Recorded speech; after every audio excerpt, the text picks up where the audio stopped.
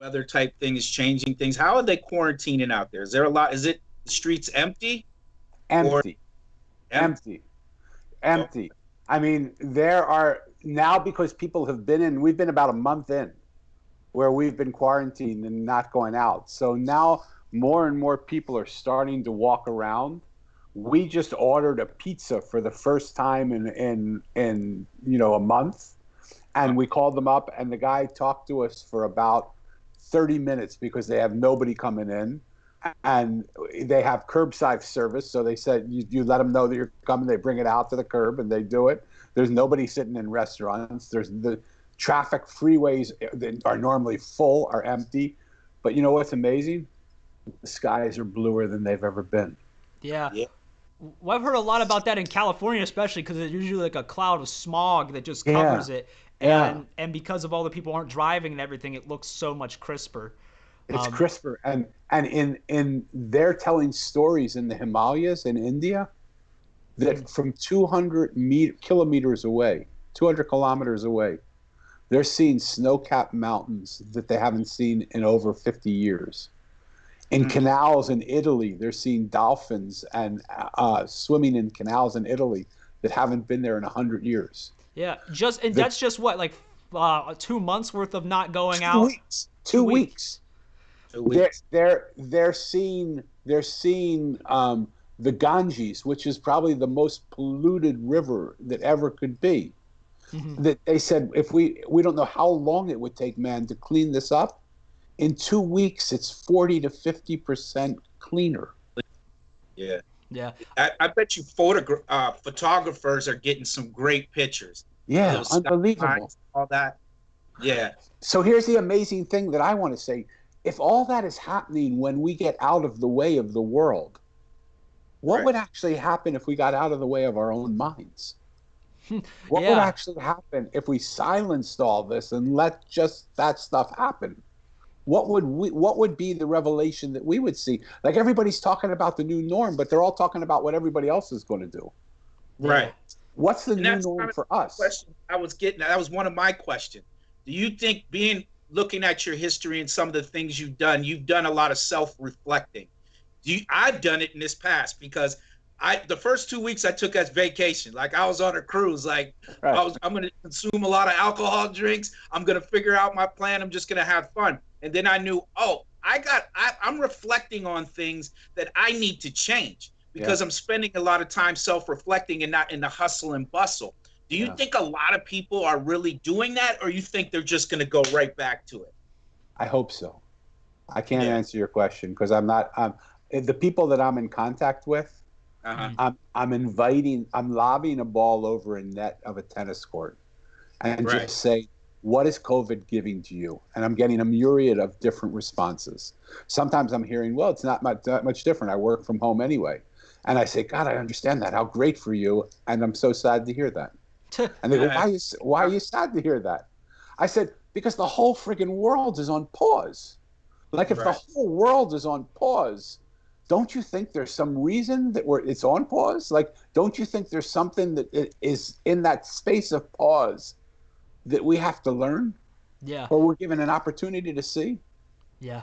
I want to go ahead and give a shout out here. Robert Brandt has jumped in the chat and says, "What's up, gents?" That's good to hear from you, Robert. What's going on, guys? Bridging the gap. We are here. Coach B, you know who it be, and our special guest Daniel Levin today, who is going to be joining us. He is fantastic. He is the author. Well, you said you're not the author of the Mosaic. I read that. You're not the author of the Mosaic. You're what did you call yourself? The teller. My hands wrote it, but I tried to write it for 3 years. And it kept getting taken away from me. And finally, this is so amazing if you think about it. And COVID-19 is perfect to talk about it. When something isn't going right, like I was writing this book for 3 years, and every time I would wake up at 3 in the morning because I wanted to quiet, and I would just write, and I would feel so good about what I would write. And then the next morning I would wake up and it was distorted, or it was corrupted, or the file was gone, or it didn't feel the same way. And I couldn't get it. I was going crazy. And finally, I thought I was smart. After about 2.5 years, I looked at the book and I said, what's going on here? What are you trying to tell me? And people are going to think I'm crazy, but the characters came to me like you and you guys sitting right in front of me right now. And they said to me one by one, they said, we don't want to say what you're writing for us to say. We want you to listen to what we're saying and write what we're telling you we want to say. And as soon as I did that, the book was written in about 3 weeks. Really? Like it really came together in like 3 weeks. That fast. Do we believe but is that something like maybe that was in your psyche the whole time, in your brain, and it just like the repeat of you doing that process of trying to get it out, whether it was lost or not, maybe it was like that was part of the process. I believe in a lot of that stuff. Stuff comes to you when it's supposed to. There's a time and place for it. I truly believe in that philosophy. There's a lot of things I rushed in life, and it wasn't, like you said, it just didn't fall in place. And then certain things would happen to it, like the process, or I failed. I don't call it a fail. I learned a new way not to do something. Right. And then it came to me at the right times and things started to pull together. That makes so much sense. And I wish I could just say, yes, that's exactly what happened. But that's not it. That isn't what happened. That's not it. What happened is, like, have I been waiting for this conversation with you so that I could actually get to understand something about myself when I listen to what you're saying to me and I listen to what you guys are both saying back to me and I hear something? No, that's not that isn't it. I actually sat with the characters and I actually listened. We talk so much and we listen so little. Like they were actually wanting me to say something. And so much so that when I read the Mosaic now, sometimes I'll read it. I'm trying to put it on an audio book. I can't get through it because as I read it, I go, whoa, I can't believe it's saying that. Like I never in a million years imagined that. I'll have a conversation where I'm coaching somebody and they'll say something and I'll say, oh my God, I finally understand now what the Mosaic was writing. Because it like is a living, breathing entity. Our businesses are a living, breathing entity. When we're having trouble in our businesses, why not just ask it what it wants to tell us? Right. If we're having financial problems, why don't we just say, hey, what are you trying to tell us? What are you trying to say to me? Yeah. What would you like me to do? How do you do that? Give me an example. Like when you're saying that, is it as simple as just saying, hey, business, what's the issue today? Yes. Is that simple, or is it you going to do some research and getting questions answered by maybe a coach? Coach, it's so simple. It doesn't mean it's easy, but it's so simple. What we have to do is we have to empty ourselves out and then just allow this new energy to come into us. And we have to trust and believe that in that new energy is an answer that if we listen to it, it will take us to where we want to go. Is this the trash man analogy that I heard earlier, where we Yes, where we, sir. we we put that bin out and then we toss all that stuff that we do not want into this proverbial bin? And Yeah. I actually like the thing that you said about taking your shoes off. You said Cherokee Indians. They used to like walk into the huts or whatever, take their shoes off, and they would leave that trouble, everything outside of the world in those shoes. And when you're in here, it's gone. And then whenever you put them back on, you take it back with you. Yeah, or you don't have to. Yeah. You can just leave it outside. Here's what happens. When I grew up, my whole life, I wanted to be a trash man. I would sit outside. At 4 years old, I would sit on our back lawn and I would wait for the trash truck to come. And in those days, I'm an older man. So in those days, there were two guys on each side of the trash truck, and they would drive up to the cans, and each guy would get off on his side. They'd pick up the cans, they'd throw them in the truck, and the truck would grind them, and they'd go to the next house. Well, I would sit there, and my mom said, "Danny, what are you doing?" And I said, "Mom, I love these guys. I love watching them." And so after about 6 months of just sitting there, I was 4 years old, these guys looked at me and they said, "Would you like to ride on the truck with us?" And I thought I died and went to heaven. My mom was in the kitchen window looking, and she thought, like, what the hell are these guys doing? They're kidnapping my kid. And she came running out, and I said, "Mom, it's okay." And they let me go with them, and they let me help me pick the cans up and put them in. And she said, "Danny, you're brilliant. I don't want you to think about being a trash man. I want you to do something with your life." I'm almost 65 now. Mm-hmm. When I look back on the life that I've lived, I'm really a trash man. Because what I do to people is I say to them, let me for 1 minute take all the things that hurt you. Just put them into this can that I have. I used to hold it inside me, but then it hurt me too much. Right. So I said, it's out here. It's a can that's out here. You can come do it anytime you want. But put everything that pains you, everything that ails you, everything that makes you upset, everything that makes you unhappy, put everything into the trash can. Yeah. And even if they say to me, "Danny, you're the guy that's making me unhappy," Mm-hmm. that's not the time for me to defend myself or rationalize myself. I said, "Really, tell me more. Put it all in here. Tell me everything you want to tell me." And here's the beauty of that moment. If they can experience one moment where they're no longer holding that inside of them, it's all outside of them. They have the experience of feeling what they feel like when they're not carrying around all that crap. Right. That's a philosophy they use. I worked in the drug and alcohol field.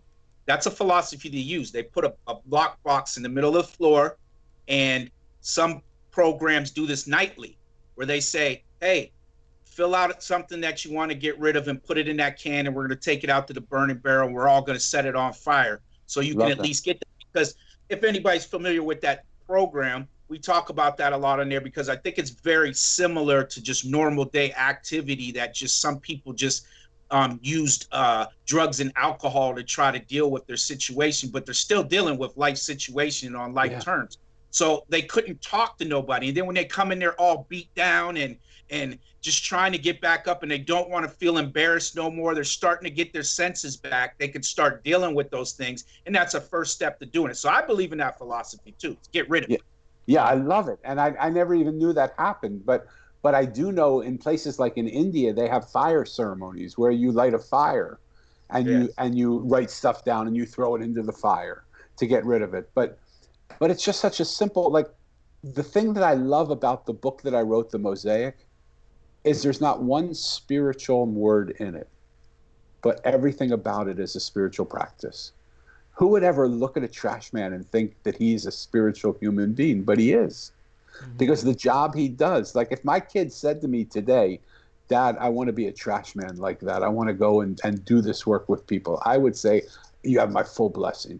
Like what couldn't we do? And the whole beauty of the book that I wrote was it took ordinary people, mm-hmm. and it showed the exquisiteness of the ordinary people.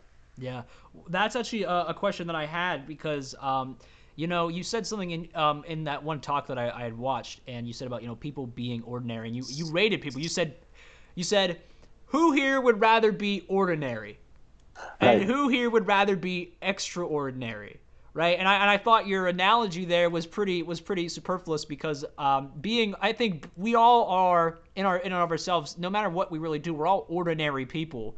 But when we Yeah. kind of come together and we work together and try to be, I guess, what would I say? When we work together, then that's when we really get to extraordinary, if that makes Yeah. any sense. Rather Well, than I think the way I said it is on a scale of 1 to 10, when I ask people, where do you rate the word ordinary? And 10's the best thing and 1's the worst. Most people put it at a 1. Mhm. When I said to them, where do you rate the word extraordinary? Most people put it at a 10. 10 was the highest thing I said. So I said, so tell me something. If ordinary is something you don't want to be, then why do you want to be extra of something you don't want to be? Right. Why, right? And so what the Mosaic said to me is when extraordinaries come together, that's when we create extraordinary things. Right. And what could be more ordinary than a sunrise? It happens every single day. We know exactly the time, and it's the most beautiful thing in the whole world. But somewhere along the line, we've been taught this mythical BS that says we have to be extraordinary. We have to be more than we are. We have to be excel. We have to hold this standard of who we think we have to be so high that it's not realistic. It's not sustainable. And that's why we all feel like we're not good enough and we can't do it and we're not enough, because we hold an unrecognizable norm in front of us thinking that we have to be that. But the mountain doesn't ever want to be the river, nor does the river want to be the mountain. It's happy Right. being itself. Right on. And that's a big issue. That's a big issue that I think goes back to. I think you were talking about something like that the other day. Just being okay with right now, with what you're doing, as long as you're trying to move forward to find your peace and you're not hurting nobody, you should just be okay and don't let. And that's hard for me to say because I'm a football coach. So Right. I'm pushing everybody like do it, do it, do it, do it. Right. But that to me is just a small part of life. Like there's other parts of it. Like I work the youth development part of it too, is telling them it's just not about this. So Yeah. it's okay to make mistakes. Just use those things as learning tools, and don't put too much pressure on it. You're gonna break. Yeah. You're gonna break. Yeah. Well, I want to say this too. Kyle Miller in the chat says, "Dude, just blew my mind with a bunch of D's." So you know what I mean. If one thing happened tonight, you blew somebody's brain apart, which is good, which is what we want. Now, here's something I wanted to ask you. So a lot of times, like I said, I'm going to reference this video I watched a lot because I had so many questions. You said you listened to a lot of the voices of the voiceless. There was a lot of people that, especially you spoke of a homeless man that you spoke with, and I was kind of curious because you said you've probably spoken to a lot of people that are voiceless, that society would consider voiceless. Yeah. What is that, like from your experience, what's the common message that they all seem to emulate when they're talking? Great question.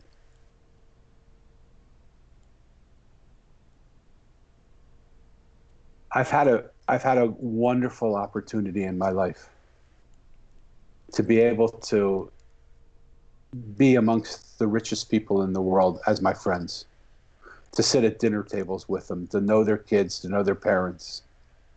And I've also had the glorious, fabulous, incredible opportunity to sit on street corners with some of the poorest of the poor. And every single one of them is saying the same thing. I thought the voice originally of the voiceless was of the downtrodden. But about a month and a half ago, my wife said something to me. And I was in the midst of my work doing something. And I said, yeah, that'd be great. She said, you didn't hear a word I said, did you? And I said, you know what? I am so sorry I haven't. I didn't. Like, tell me again what she said. She said, well, you can't imagine how many times I feel that you don't listen to me. You listen to everybody, but you don't listen to me. And I said, it crushed me. I listened to my stepson. My stepson is a round peg who goes to a school where there's square holes and square pegs. Mm-hmm. And they try and push him into the square peg hole. And he doesn't go in. And he says, why should I try and do all that they're asking me to do? Why should I do the homework? They don't listen to me. I don't feel heard by them. I don't feel like I'm a part of what they're doing. So my own stepson doesn't feel heard. Mm. I work with CEOs of companies and I say, can you tell your people what you actually feel? They said, hell no, it's lonely at the top, Danny. We can't say what we actually feel. People will lose respect for us. Then I talk to the people in the company and I say, well, do you at least feel like you can say what you want to say? They said, are you kidding? There's no culture here of trust. If we say something and it goes against it, the people on the team will use it against us and they'll stomp us down. So we can't say anything. So the voice of the voiceless is not some downtrodden minority type who's homeless or doesn't have a good job, which is who I thought it might be.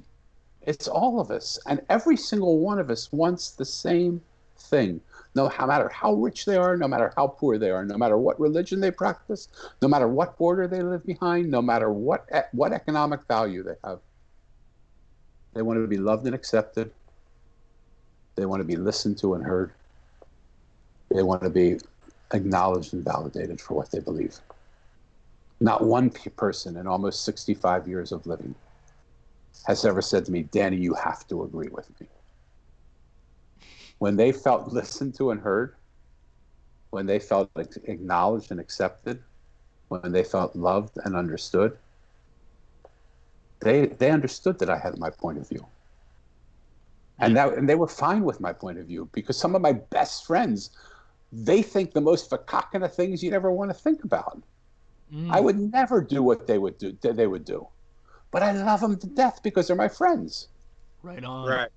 That's what I was going to say. That's a lot about what we're about. I mean, we have people here all the time. I have friends personally in life that they have beliefs and things that, holy hell, I can't get behind.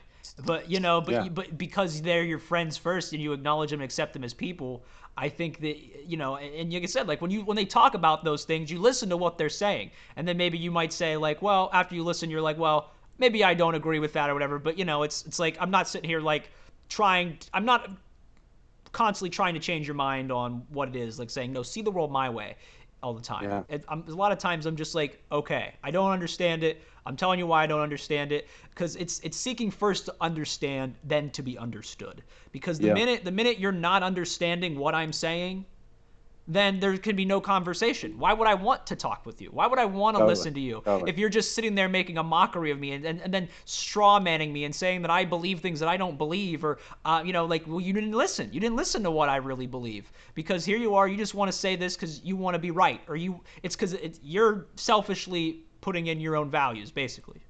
Where have you guys been my whole life? I love you guys. Listen, it's the listen to learn and not listen to speak philosophy, something similar to what Dev just said.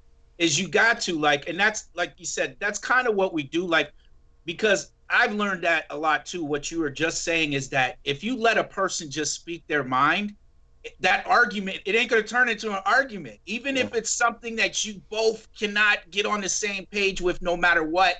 If you just let them speak their mind, where they feel like, if you could see like that physical, somebody finally let me say it. Yeah. And in today's culture, it's more or less like, oh, if you don't agree with me, I got to attack you. I got to attack, I got to attack, and I can attack. And it's no longer those face-to-face conversations and doing it. Like you said, you went and sat and talked to all these people face-to-face or whatever. People are just online, and it's easier for them to do that, for them to just dismiss you and not listen to what you're saying. But even if we look at the leaders of our country, if you look at any political conversation, there isn't anybody that listens to anybody. They're 3 words into it, and they're already fighting and talking over each other and yelling at each other. Right. And it doesn't matter which side you're on. I'm not saying one side or the other side. Both sides are doing it just as much as. And until we come from the sides into the middle, the beautiful thing about a mosaic is it very rarely connects side to side all the time. Mm-hmm. Sometimes the connection is just the smallest tiny point, that this point and this point connect, but it's enough to make a connection that makes the mosaic whole. So rather than think about all the things that we disagree on, which there are a lot of things that we're going to disagree with people on, when we can find that one area where we agree with somebody and we build our relationship on the one area where we agree, guaranteed we're going to find more areas that we agree in. When I was in seminary, I was studying to be a rabbi years and years ago. Oh, I need to hear this. I need to know why you're going to have to tell me that in this. Why the hell you left? Like, who does that? Goes to Israel, studies to be a rabbi, and then you leave So I have to I know left that. one day before I was ordained. Do you want the real story, or do you want me to tell you the story that's socially acceptable? The real one. No, the real one. Our platform. I mean, go We ahead. want Tell the us real about the one. strippers and the cocaine. We don't care. Just tell us. Um, so I went to Israel en route to India. And I got stopped in Israel because I was at the Western Wall for the Day of Atonement. And some people came up to me and said, "Where are you going to break the fast?" And I said, "I don't have anywhere to fast."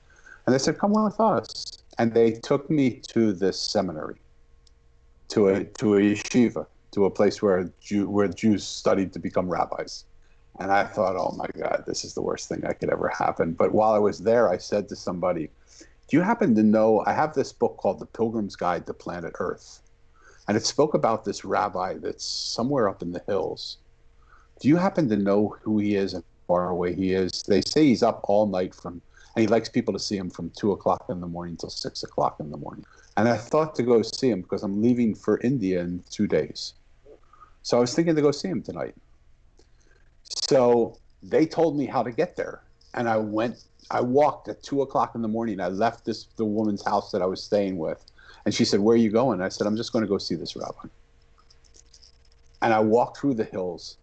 And I got to his house I got to the synagogue about 4 o'clock in the morning. It was about a 2-hour walk for me. And I knocked on the door and I said, "I'm here to see the Rebbe." And they said, "Oh, I'm so sorry. It was Yom Kippur and he had a very hard fast. So he's sleeping now. He got really tired." I said, "Oh yeah, some great holy man."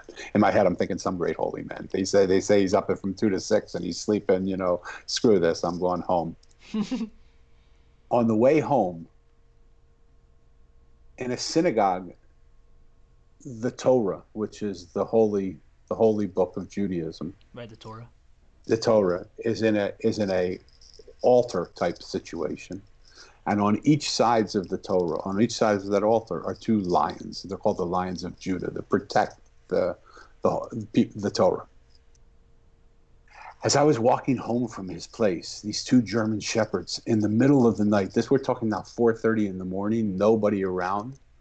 These two German shepherds were coming at me, growling at me, snipping at me, trying to bite me, trying to do this. And I'm thinking, what the hell is this? What's going on here? It's like the lions of Judah are attacking me for just this thought I had about this Rebbe. And finally, I just said, I was swinging away at them. I was just like, "Get the heck away from me." I ran. They ran after me. It was the most unpleasant 6-mile walk that I ever had. Finally, I got home. I was shaken from it. And I said, "Screw this. I'm not going to see him. I have another night, but I'm not going back." Mm-hmm. Well, darned if at 1:30 in the morning I didn't wake up and the woman I was with said, "What's up? What's wrong?" I said, "I'm probably just excited because I'm flying to Turkey to go overland to India tomorrow." And she said, "Well, what are you going to do?" I said, "I don't know. I just got to go for a walk." And I find myself walking right back to his place. And I knock on the door and they said, "The Rebbe's been expecting you. I'm so happy you're here."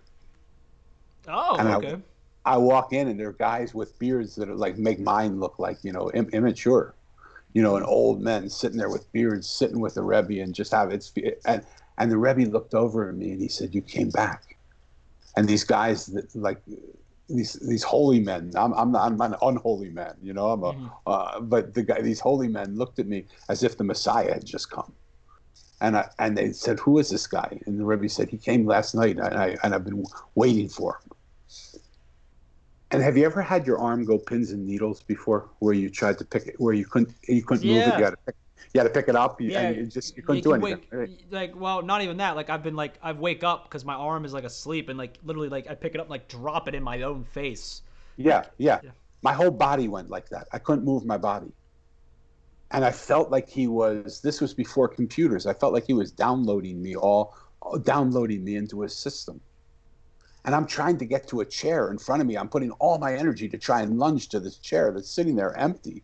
And it's been like 3, 4, 5 minutes that I'm standing there and he's just doing this stuff to me. And finally he looks at me and says, "Won't you sit down?" And the force field opens and I lunge to the chair and he looks like, "Okay, this is a little weird." And he sits down and he says, so tell me your name, tell me where you've been, tell me what you've been doing here. And I tell him I've seen Israel, north, south, east, west. I've been here 9 months. And finally I look at him, I said, what the hell are you doing?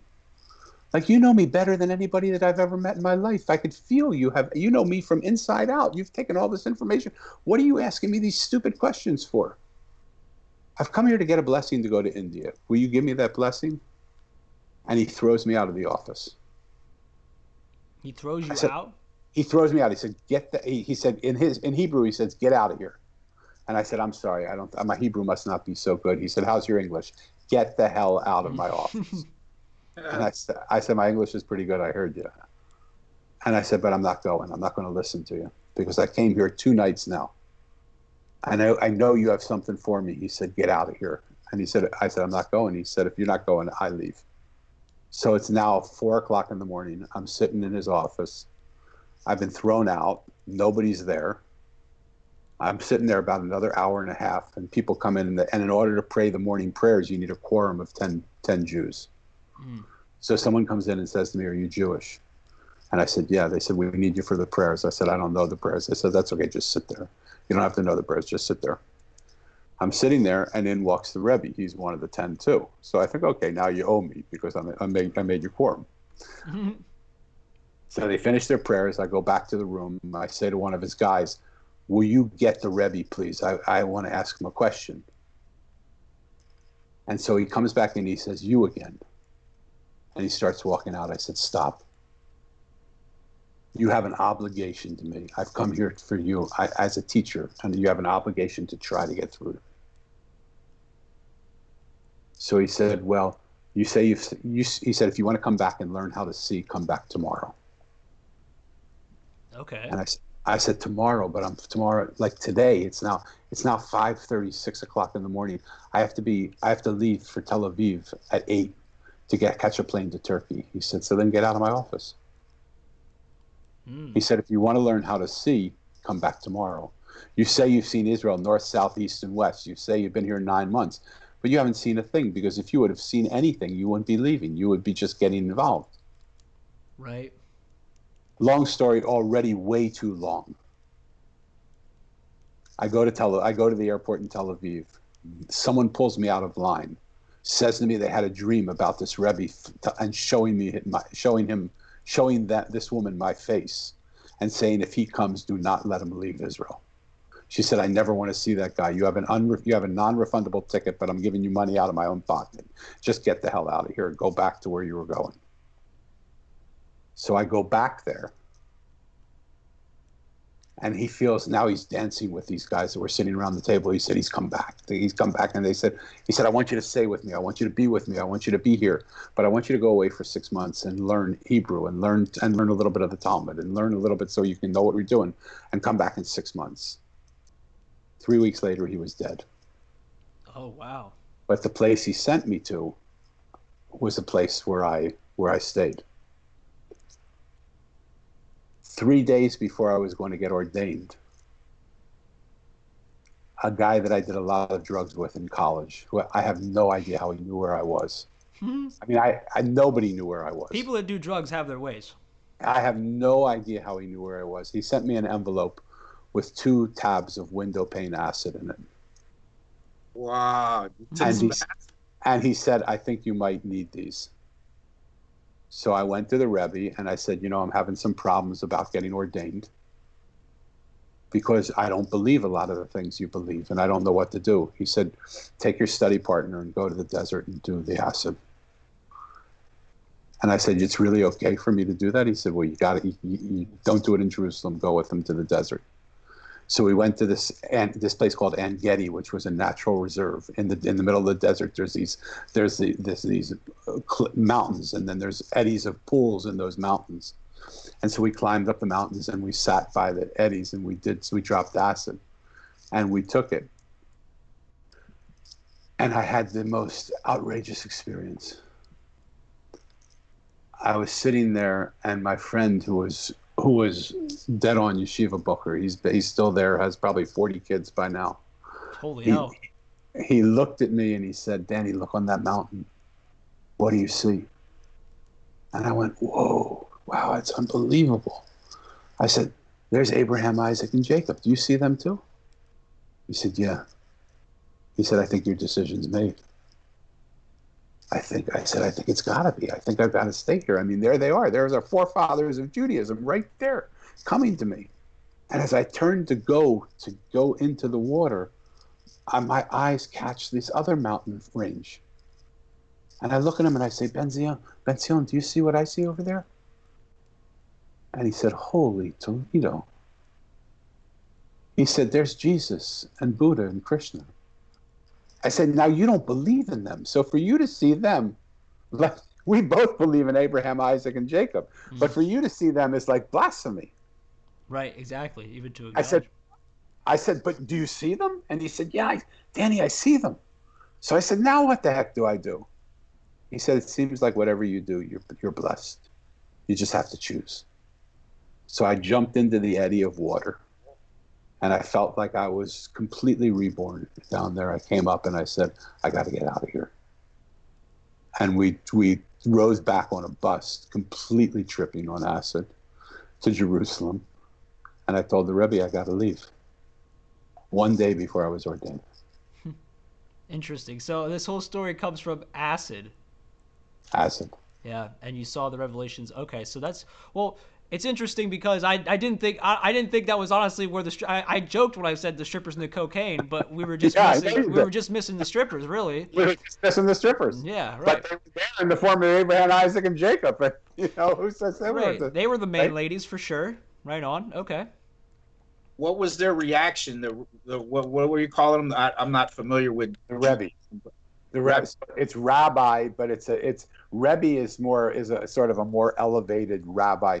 A Rebbe is someone who runs a school who trains rabbis, and so we called him Rebbe out of respect. So it's like my rabbi. He looked at me and he said, "What was his reaction when you came back tripping balls? Obviously, because you were seeing things on mountains. What was his reaction to you saying that?" He was beautiful. Yeah. He said to me, I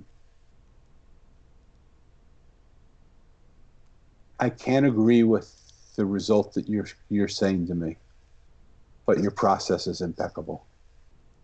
And he said, I can't disclaim your process. You did it. You did the work that you had to do. I don't agree with your solution. I wish you would listen to me and stay here. Right. But I honor the fact that you went through the process, and this is what you're going to do, and I respect you for it. Wow. And over the years, I would see him because he would come to raise money when I was back in America, or I would see him in Israel when I would go there. And his wife hated me because they wanted me to marry their daughter. But he was always just kind and generous to me. He always just loved me, and I always loved him. Well, I wanted to say that story reminds me of I dropped out of college, and I had that experience with my father, where I was so worried to tell him that I had dropped out of college, and when I told him, he just looked at me and he was like, Devin, he's like, it's okay. He's like, he's like, I know you'll do great. He's like, maybe it's just not for you. Like the situation maybe you're talking about that even relates to like your son, like you said, the circle and a square peg, they're trying to jam you in there, and it's just not for you. And Chris Redmond has come in the chat and said, I'm kind of glad I dropped by. That was a story was really cool. Cool, Chris. Thank you. So forget about my story. It's a cool story, okay? And it took a long time to say, and I'm so sorry it took so long. Well, no, it's definitely interesting because I wanted to know, like literally from the minute I read your thing where you told me that you were studying to be a rabbi for so long and then you left the day before. Yeah. I needed to know the story. I had to. So the real thing comes down to, do we have the courage when we know what we're doing is not what we know we should be doing to leave? Because so many people don't have that courage. So many people stay where they are because it's so friggin' scary to leave. What will I do? So much so that even in COVID-19, we're given the whole world is being put on pause. We're being put on pause for a reason. I just wrote a post on Facebook today that says if we can't go outside, maybe we're supposed to go inside. But so many people that I talk to are scared to go inside because they don't know what they'll find inside themselves when they're quiet. They're scared to death of who they are when they're not talking. They're scared to death of who they are when they're not busying themselves with all this activity. But when we have the courage to just say, this is what's happening, and I know that if I walk with what I feel, I'll be guided to the next place that I have to go. Right. It's that. Well, there's something that I thought was very interesting with what you just said, is that I find a lot of people are very stressed, especially with things they can't control. I find that that's like the most people that I talk to. The reason why they have so much stress is because they just focus on things they could never possibly control. And instead of Yeah. looking at themselves and saying, well, how do I feel about this and what actions can I take from this? And that happens, and then what do? They get mad, they get frustrated. They let that thing eat them alive even though they have no power over it. So like right now with COVID-19 going on, my personal philosophy is just all I can do is focus on what I can. And that's how I'm going to do it. If I have to look at myself and say, what do I have to change about myself and my lifestyle to, better accommodate what's going on right now? Because I could sit here and I could complain about, oh, well, the government's not doing this and they're not doing that and yada. But why? Why even fuss and bother over it? Because there's really, what are you as an individual going to do about this whole situation? Yeah. Nothing besides just all you can do is what you can do. And I think it's true. It kind of goes back to the earlier what I was saying about the reflection, and also being in this quarantine moment. You're quarantined with your family, basically, right? Now we know how, like, if I was quarantined with my kids, like I say all the time, I would probably be choking them like Homer does Bart. Right. I would be choking them because they would get on my nerve. So the reflection part, what's interesting about what you said is I'm quarantined alone. All my family is down this way. I very rarely see. I think the last time I saw somebody was Deb on Saturday. We went and got some essentials. But I very rarely go out and see anybody right now. So it's having me reflect. Now let's go back to people being around with the family in the house. How much reflection are you really going to be? I think you're going to be distracted. Your girlfriend or wife might be complaining about something. You guys been around each other. You didn't get enough essentials or something. Something's going on. It's always going on. And I don't think a lot of people are taking that time to reflect, or maybe they could do it as a group thing. I don't know. But I just think it would be hard to reflect with all those people stuck in that household under the same conditions. So I'm going to tell you, I am in a situation where I'm with my wife and my two stepchildren. Mm-hmm. And my daughter, who is developmentally delayed, is actually in her group home. And I miss her so much. I wish she was here with us. Right. But I'm going to say something that's may be controversial. I hope not, but I hope you get it in the spirit of what I'm trying to say. Mm-hmm. There's something so beautiful about being a man and about being a real man. And a real man leads his family, not by his belt, not by his mouth, but by his example. And when we hold the example of what it's like to be in a quiet, like my stepkids say, all of my friends are having sleepovers. Can't we go and have a sleepover? And I said, absolutely not. We're being told that we have to stay here. And what I want you to do is I want you to take this time to not be scared to get to know yourself. Like, sit with yourself. Sit and try and understand who you are as a human being. I promise you, if you can get to that place where you can do that, you will have a leg up on the rest of life that you would never have before. And when you have the courage to stand in your place against the flow of what everybody else is doing. We watch TV. Sure, we watch TV. I mean, they play computer games. Of course they play computer games. But we've also limited it down. My wife is working with them on their schoolwork. We're also creating projects for them to do so that they can experience the world in a different way. There is so much opportunity if you embrace it rather than say, this is terrible. And again, what happens is when we listen, like, what is the message that 19 is telling us? What's it want us to hear? if we would listen to it rather than fight it, what would it say to us? What's this Just to pause? slow down. What's that? It wants us to slow down and maybe do some of the things, the reflection, and maybe getting in touch with family members and squashing some little petty beef you had with them, things like that. Like you said, maybe getting to know your kids a little better, teaching them more things along that line. I see that that's what it is to me when I look at this. I'm like, to me, this is something bigger than what people are making it. Like yeah, whatever the design behind it was, it's saying right now, you need to think about some things for real. The whole world is on pause. Yeah, everything. Just it's not a matter of just North County of San Diego has to stay isolated. The whole world is isolated right now and on pause. Clearly, there's some message that the world wants to give us. Yeah. Exactly. Yeah, I mean, now here's something that actually comes to my mind. Do you think that message is different for everybody? Maybe. Because I think whenever Coach says what he thinks, I mean there's things I agree with there where like it's made me say that I need to go and like pay attention to my loved ones and my grandparents and my nieces, because you take for granted how much you really see them, and then now there you are, you're by yourself.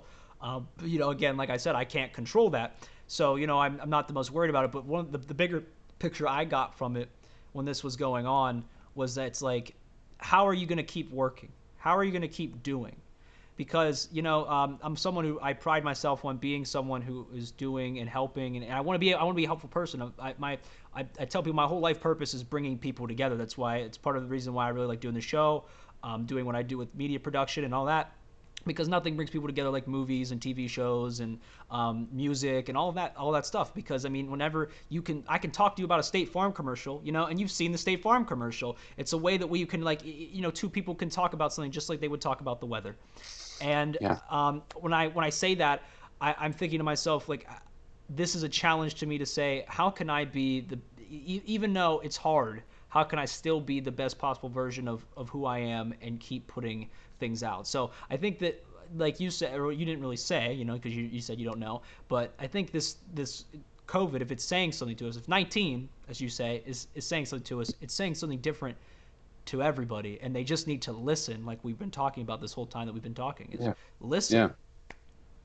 Yeah, and it might be saying the same message, but it isn't really important if the message is the same or different.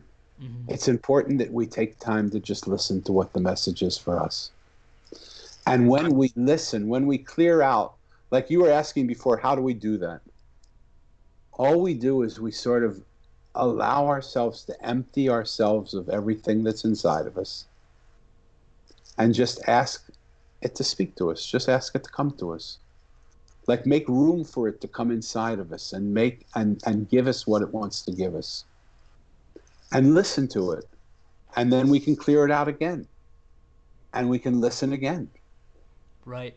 I had a question that kind of went back to the trash man, because you have your story in the Mosaic. There's archetypes. Am I mistaken in saying that? There's characters within the book that they're all kind of like different walks of people, and how you're talking, these people are kind of okay with being who they are.